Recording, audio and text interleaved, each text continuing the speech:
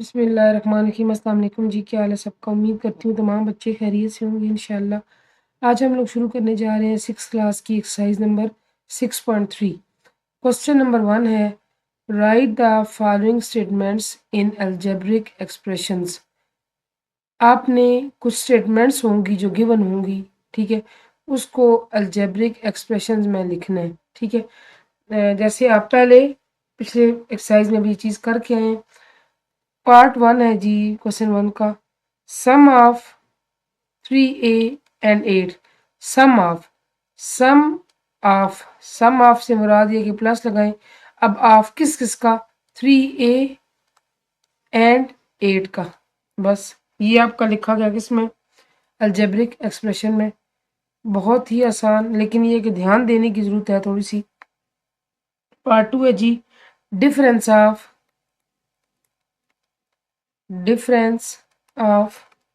5p and 5।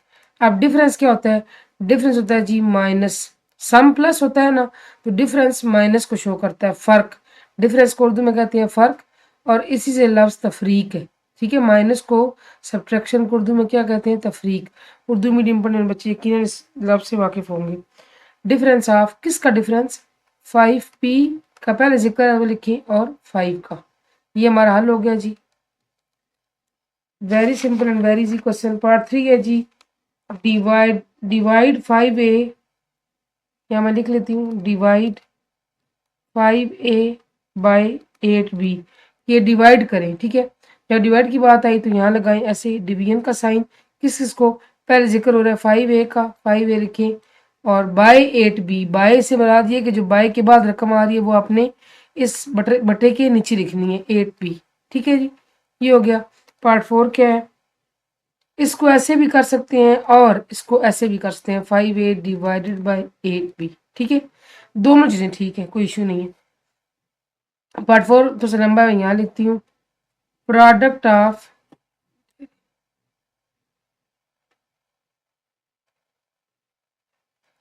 Product of A number n and 4 times. अब ये आपने ना ज़रा ध्यान से करना है, देखना है, समझना है ध्यान से। And variable y। प्रोडक्ट से मुराद ये कि मल्टीप्लिकेशन। प्रोडक्ट से क्या मुराद है, मल्टीप्लिकेशन।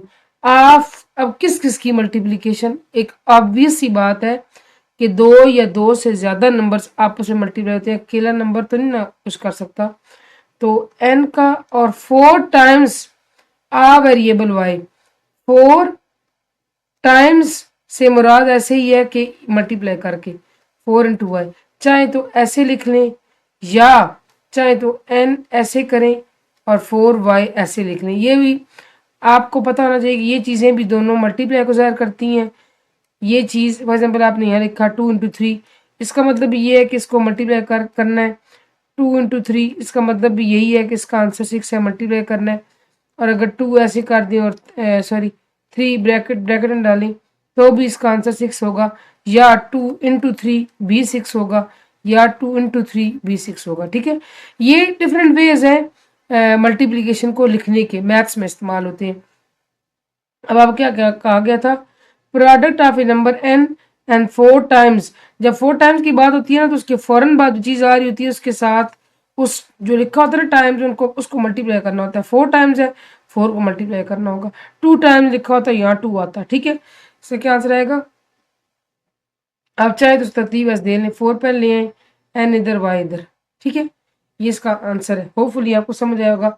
लास्ट पार्ट है इसका, यहाँ मैं लिख लेती हूँ, cost of n liters of cooking oil at Rs 170 per liter, ठीक है। Cost of n litres of, अब देखिए फॉर एग्जाम्पल आपके पास एक पेंसिल है और वो है 10 रुपए की, ठीक है। आपने ऐसे क्वेश्चन 3-4 में यकीनन पढ़े होंगे। फिर आप कहा गया भी 2 पेंसिलें हैं, उसकी कीमत निकाले कितनी होगी। आप क्या करते थे, अगर एक पेंसिल की कीमत 10 है तो 2 पेंसिलों की कीमत निकालने के लिए 2 को 10 के साथ ज़र्ब देना पड़ता था। ठीक है, अब यहाँ पे क्या जा रहा है, कहा जा रहा है cost of n litres of oil. ठीक है ना, कुकिंग ऑयल कितना है n लीटर्स और उसकी कॉस्ट कितनी है 170। तो जब कॉस्ट की बात आई तो यहाँ पे आपने इसको मल्टीप्लाई करना होगा। ठीक है, ये ऐसे जैसे आप कहा जाए कि 170 का 1 लीटर ऑयल मिलता है तो n की जगह आप 1 लिखें, तो 170 इंटू 170, यानी 1 लीटर का आंसर क्या है 170। ठीक है, कॉस्ट ऑफ n लीटर्स आपने क्या करना है, इन दोनों को मल्टीप्लाई करना है, तो इसको तरतीब से लिख रहे हैं 170 इंटू n। ठीक है, ये हो गया। क्वेश्चन नंबर 2 की जानेबाज है, होपफुली ये आपको क्वेश्चन नंबर 1 समझ आया होगा। Wasim is 2 times as old, मैं यहाँ लिख लेती हूँ, स्विच करना भी मेरे लिए मुश्किल हो जाता है। वैसे तो ये था कि मैं ब्राउज़र में आपकी बुक ओपन कर लेती, जो सैम्पल गिवन है पंजाब वाला की वेबसाइट पर। Wasim is 2 times as old as Umar, आपने थोड़ा सवाल ही समझना, ठीक है। And Umar is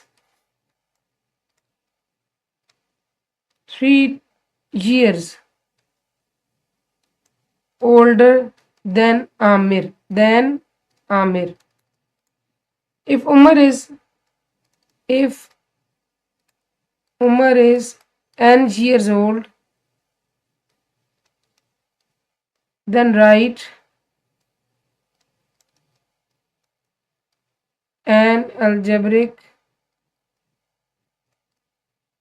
expression of। अब आपने कुछ अलजेब्रिक एक्सप्रेशन लिखने हैं, लेकिन पहले आपको ये चीज समझनी होगी, यहां से लेकर यहां तक। Waseem is 2 times as old as Umar. ठीक है, देखिए वसीम जो है वो उमर से कितना बड़ा है, एज ओल्ड से मुराद ये है कि बड़ा। ठीक है ना, यानी उम्र में बड़ा, मैं यहाँ लिख लेती हूँ, उम्र नाम में नहीं, उम्र यानी कि एज में बड़ा है। ठीक है ना, उम्र से 2 गुना ज्यादा है, उम्र उसकी ज्यादा है, लेकिन पहले हम यहाँ लिख लेते हैं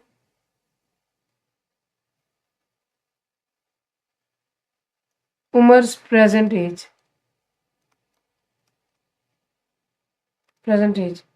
देखें, हम सबसे पहले सपोज करेंगे उम्र यानी उम्र की एज n ईयर्स। ठीक है, ये हमने अपने पास सपोज किया। अब देखिए, अब इस बात समझे, n से मुराद कोई भी नंबर हो सकता है। मैं एक मिसाल दे रही हूँ, आप जो देख रहे हैं नॉर्मली छोटी से 7वीं क्लास में बच्चों की उम्र होती है 12-13 साल। ठीक है, एक बच्ची है, उसकी उम्र कितनी है जी 12 साल। ठीक है, यानी कि यहाँ पे उम्र की जो प्रेजेंट एज है ना, n से मुराद 12 हो सकता है, 11 हो सकता है, 20 हो सकता है, 50 हो सकता है, व्हाट्सएवर। ठीक है, उम्र की हमने एज कितनी निकाली n ईयर्स। अब वसीम की बारी आती है, वसीम्स एज, ये जो अपोस्ट्रोफ और एस होता है इसका मतलब का के की होता है। वसीम की उम्र कितनी है 2 टाइम्स एज ओल्ड एज उम्र, इसका मतलब है कि वो 2 टाइम्स, 2 लिखा टाइम्स मल्टीप्लाई एज उम्र, यानी उम्र की n है। अब मैं समझाती हूँ, फॉर एग्जाम्पल उम्र की एज है 10 साल और वसीम उससे 2 गुना बड़ा है। 2 गुना से मुराद ये नहीं है कि वो 10 जमा 2 12 साल का है, नहीं, वो 2 इंटू 10, यानी कि वसीम कितने साल का हुआ 20 ईयर्स का हुआ। समझ आ गई। अगर उम्र 20 साल का है तो वसीम कितने साल का हुआ 40 साल का। अगर उम्र 30 साल का है तो वसीम कितने साल का हुआ 60 साल का। डबल है उसकी एज, वसीम की 2 टाइम्स है, डबल है। ठीक है ना, आगे जी, and Umar is 3 years as older than Aamir. अच्छा देखिए, इसमें एक चीज और भी है कि किताब के अंदर आपको यही कहा गया कि आपने बताना है उमर की, सॉरी इसका तो नहीं, यहाँ से था कि वसीम की एज क्या है। उससे पहले हमने ये किया और उसकी बेस पे हमने वसीम की उम्र निकाल ली, यानी कि 2n years यहाँ लिख लें। ठीक है, अब आ जाए, अब इसमें पार्ट 3 दिया गया है उमर एज। उमर्स एज हम ऑलरेडी निकाल चुके थे and that is n years. ठीक है, अब आता है आपके पास 4 में आमिर्स एज। आपको कहा गया होगा आमिर एज। अब ये समझ लें एक साइड पर कि इसका क्या रिश्ता है आपस में। Umar is 3 years older than Aamir. अब जो उमर है ना, उमर उसकी एज है n साल। ठीक है, आमिर जो है ना, पहले ये समझिए कि उमर आमिर से 3 साल बड़ा है। 3 गुना नहीं कहा गया, 3 टाइम्स नहीं कहा गया बच्चों, 3 ईयर्स कहा गया, 3 साल वाजे कहा गया, 3 साल। ठीक है, इसका मतलब ये है कि जो उमर है वो आमिर से 3 साल बड़ा है। फॉर एग्जाम्पल उमर की उम्र है 10 साल। ठीक है, और आमिर से उमर 3 साल बड़ा है, फिर आमिर कितने साल का होगा? आमिर होगा 7 साल का, क्योंकि 7 में 3 जमा करें 10 आते हैं ना। दोबारा समझें, उम्र की मैं यहाँ समझाती हूँ ताकि आप क्लियर हो बच्चे। उम्र की जो एज है ना वो है n ईयर्स। ठीक है, और ये कहा गया है कि जो आमिर है वो उम्र से, आपको बताया उम्र गया है ना कि उमर आमिर से 3 साल बड़ा है, यानी आमिर उमर से 3 साल छोटा है। इसका रिवर्स कैसे होगा कि अगर उमर 10 साल का है और वो आमिर से 3 साल बड़ा है, इसका मतलब है कि आमिर उमर से 3 साल छोटा है। तो 10 नफी 3 कितना है? 7। यहाँ 10 हमने सपोज किया, तो वैसे उमर की उम्र कितनी n है, तो n-3 होगा। आमिर से आप यहाँ लिखेंगे n-3 ईयर्स। ठीक है, सिंपल इस तरह लिखना था। होपफुली क्वेश्चन आपको समझ आया होगा। क्वेश्चन नंबर 3 है जी, write the algebraic term in the form of. अच्छा एक मिनट है, ये देखें, राइट दी अलजेब्रिक टर्म। अब ये समझें कि आपने करना क्या, algebraic terms of following expression.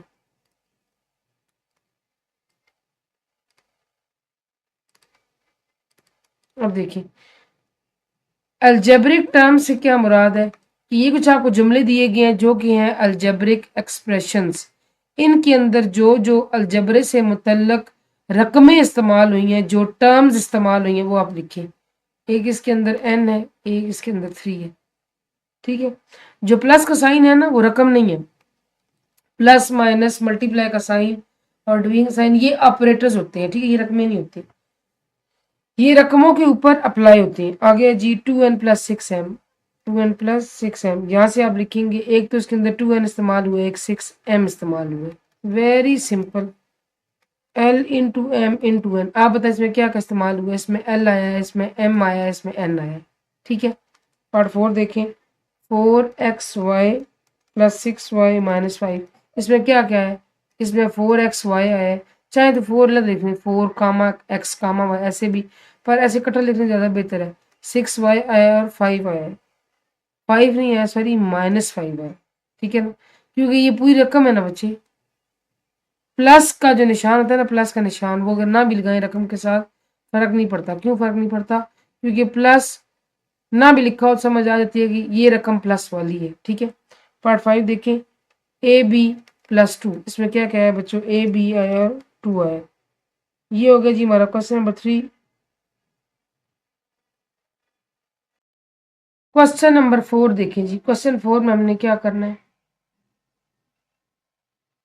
Question 4 में राइट द कोएफिशिएंट्स ऑफ। अब देखें, ये बड़ी ही बेसिक एक्सरसाइज है और ये आपको ज़रूर समझ आनी चाहिए। इसी की बुनियाद पर आगे आपने 7th 8th 9th 10th में क्वेश्चंस करने हैं। ये अलजबरे की बेसिक्स आपको बेसिकली सिखाई जा रही हैं। Coefficients of each term in the following algebraic expressions, in the following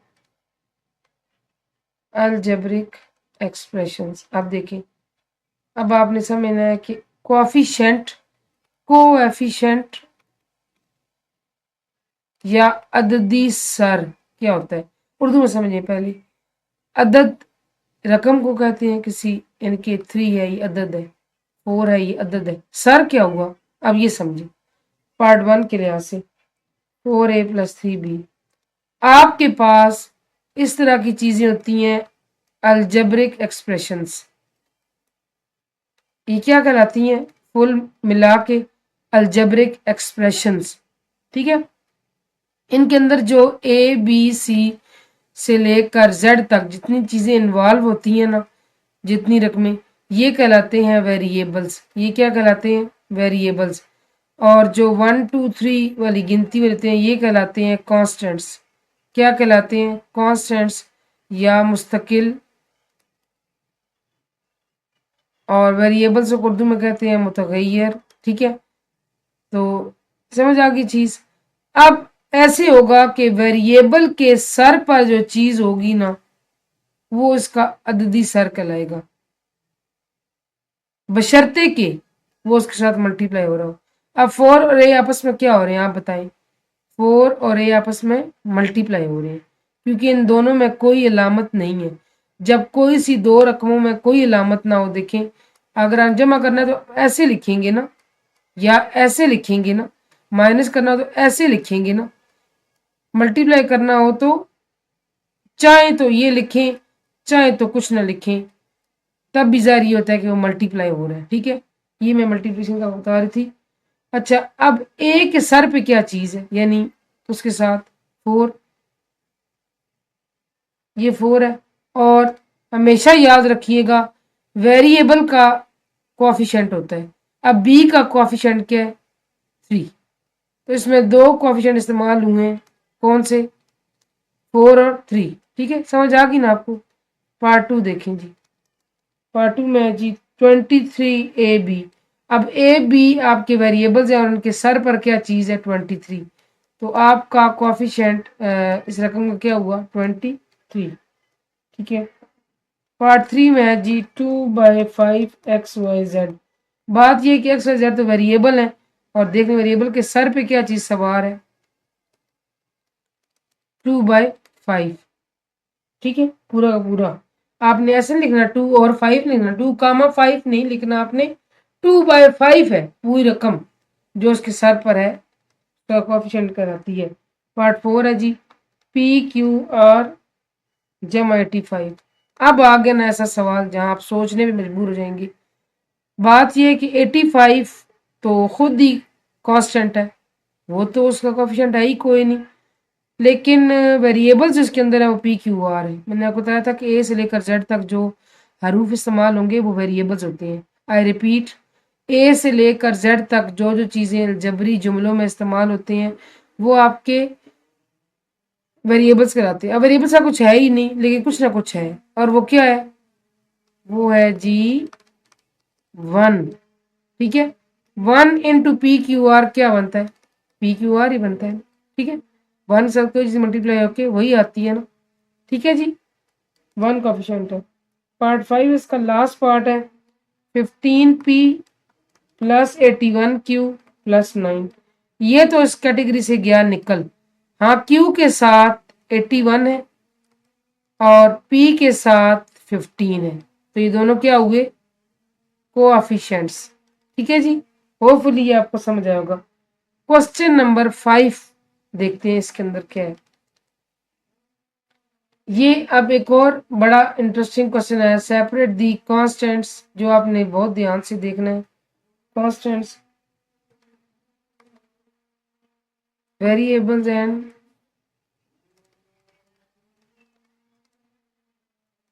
coefficients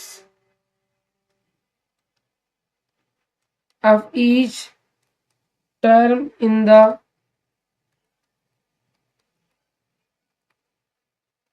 following algebraic expressions।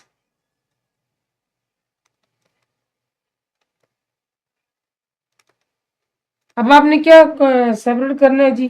Coefficient, variable और कांस्टेंट। मैं आपको 3 से बता चुकी हूँ ना, लेकिन दोबारा हम देखते हैं जिसके अंदर मैं यहाँ पे लिखती हूँ जी कांस्टेंट्स,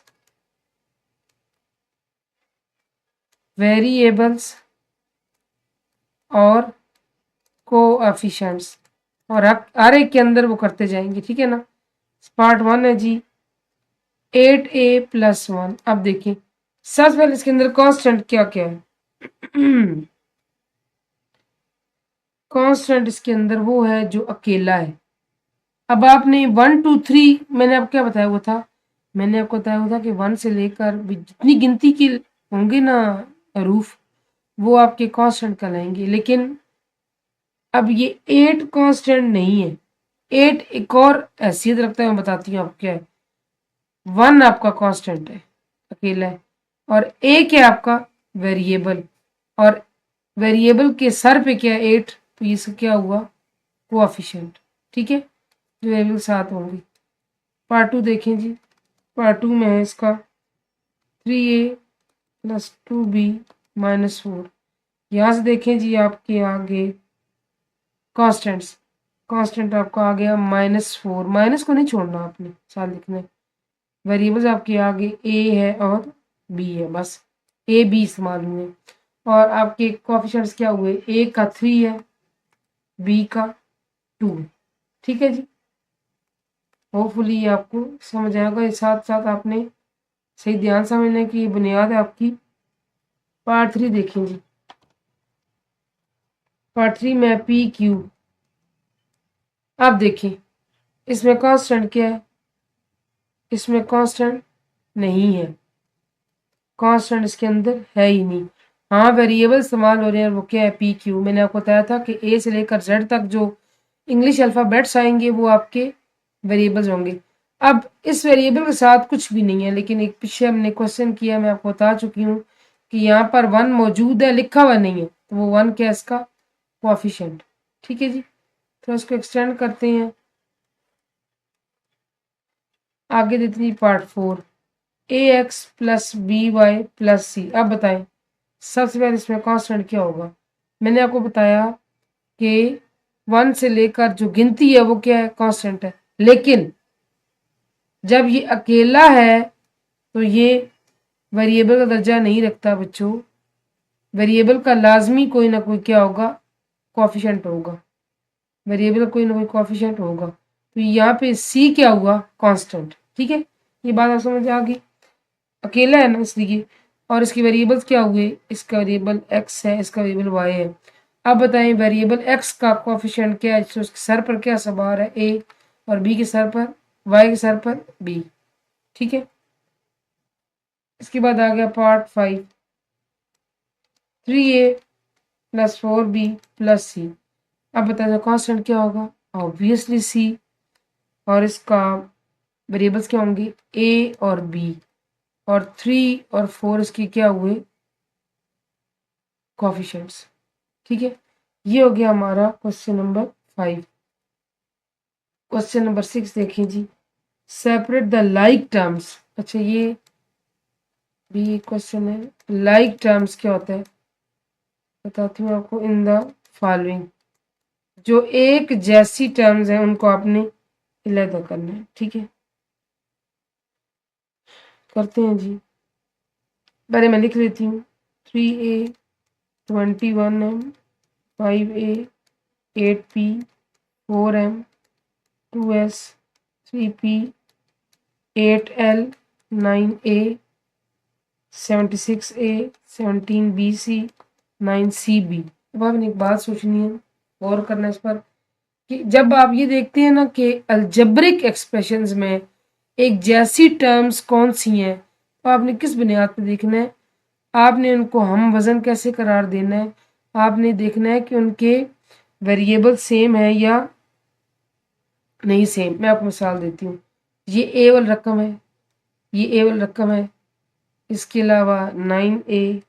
ठीक है, ये अब ये आपकी लाइक टर्म्स है, ये आपकी क्या है लाइक टर्म्स। लाइक टर्म्स एक जैसी रकूम, रकमें या रकूम। ठीक है, एक जैसी terms 3a 5a 9a 76a। अब बी वाली देखते हैं, बी वाली है इसके अंदर, अकेले बी वाली कोई भी नहीं है, लेकिन 21m 4m ये एक जैसी है। यहाँ पर मैं लिख देती हूँ 21m और 4m ये एक जैसी हैं। ठीक है ना, पार्ट 3 देखें। इसके बाद पी वाली है, पी वाली देख लेते हैं। मैं क्रॉस लगाती हूँ 8p 3p, बस इसके अलावा पी वाली कोई नहीं है। अब देखिए एस वाली कोई और है, एस का कोई किसी के साथ नहीं पेयर बन रहा, लेकिन ये देखें 17BC और 9C भी लिखा हुआ है, तो कोई बात नहीं, इसको आप BC कर सकते हैं। 9BC ये एक जैसे टर्म्स है, ये वो जोड़े हैं जो एक जैसे हैं, और इनको किस बुनियाद पे एक जैसा करार दिया गया, इनके वेरिएबल की बुनियाद पर। ठीक है, होपफुली आपको समझ आएगा। क्वेश्चन नंबर 7 देखें जी, write algebraic expressions by adding following terms. आपने जो टर्म्स दी गई हैं सिंपली उनको ऐड करना है और एक अलजेब्रिक एक्सप्रेशन बनाना है। पहला है जी एक्स और वाई, इनको ऐड करना है ना, आप इसको लिखेंगे एक्स प्लस वाई, ऐड से मुराद प्लस करना है, सम करना है।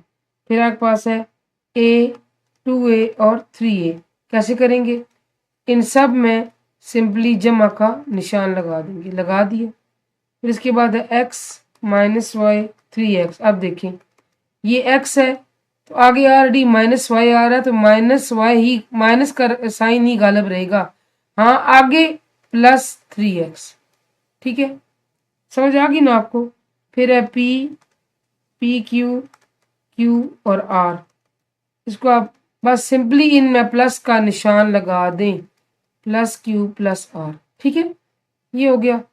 इसके बाद देखें जी 12a² 3b², इनको क्या करना है बच्चों, very simple, 12a² plus 3b²। ठीक है जी, इसके बाद आपके पास आ गया 1/y 2/x 3/2। ये बटे वाले रकमें हैं, ये सोच के परेशान नहीं होना, इनके दरमियान में भी क्या पुट कर दें, प्लस का निशान। लो जी अलजेब्रिक जुमला बन गया। अब जो लास्ट 2 पार्ट्स हैं वेरी सिंपल, मैं आपको कर रही हूँ DIY, आपने खुद करना है। ठीक है जी, ये हो गया हमारा क्वेश्चन नंबर 7।